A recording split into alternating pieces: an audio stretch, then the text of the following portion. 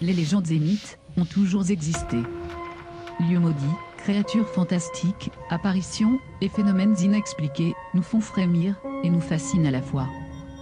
Inspirés de la réalité ou du folklore local, ces contes illustrent les craintes et les malheurs des populations au fil des siècles et des époques.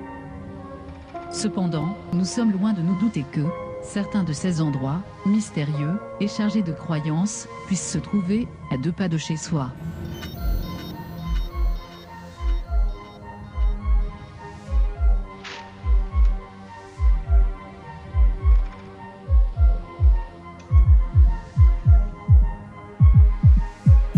Partez avec nous à la rencontre des mythes et légendes.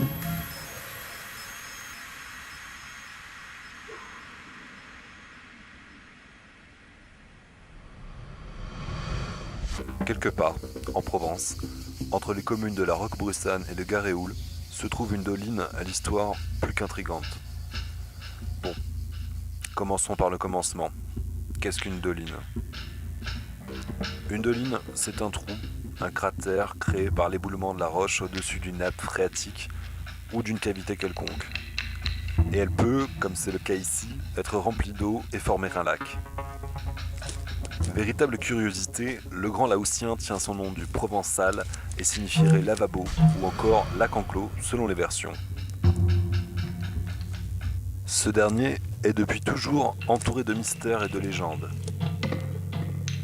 Longtemps pris par les villageois de l'époque pour le cratère d'un volcan, sa profondeur, qui peut varier de plus de 10 mètres, a fait l'objet de nombreuses spéculations, allant jusqu'à avancer que celui-ci était sans fond.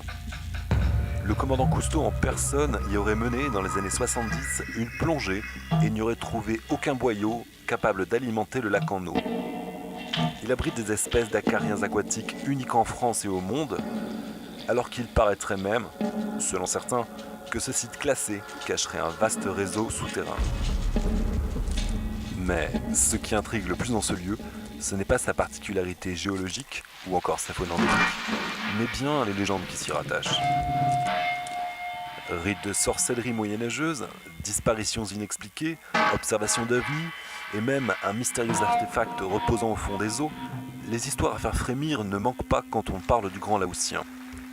À l'entrée du site, situé au pied de la montagne de la Loube, un écriteau donne le ton. On peut y lire l'inscription suivante. Une pierre reposerait au fond du lac, et l'on pourrait y lire ceci. Qui ma vie ploura, qui m'y verra, pleurera. Littéralement, celui qui me vit pleura, celui qui me verra pleurera. Plutôt glaçant, non ?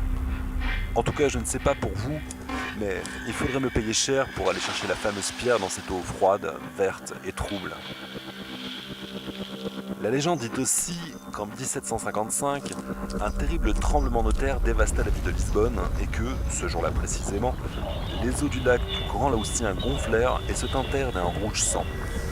Depuis cet événement, le curé du village de la Roquebrussanne aurait alors organisé chaque année une procession le 2e dimanche du mois de mai afin d'exorciser les eaux du lac et faire fuir les présences démoniaques qui y résideraient.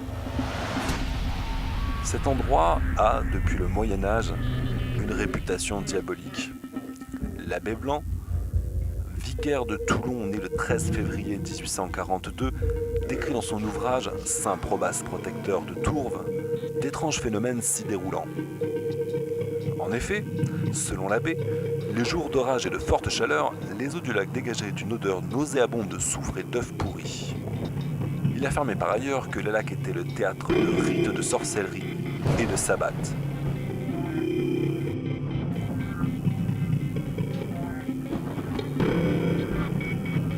Plus récemment, un industriel toulonnais y aurait vu, par un beau matin d'été, un objet volant non identifié en train de pomper le long du lac.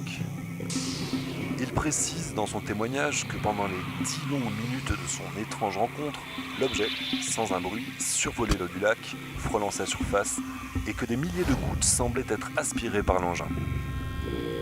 De nombreuses disparitions inexpliquées y auraient été constatées au fil des décennies, sans pour autant que l'on puisse apporter la moindre preuve de la mise en cause du lieu.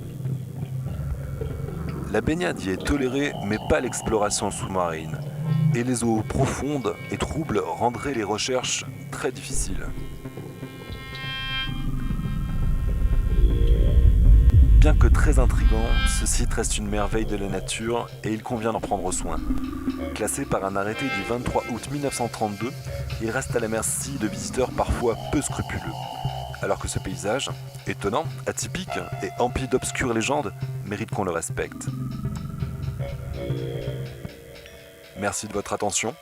Je vous donne rendez-vous rapidement pour toujours plus de découvertes atypiques et autres histoires inquiétantes, mais pour le moins fascinantes.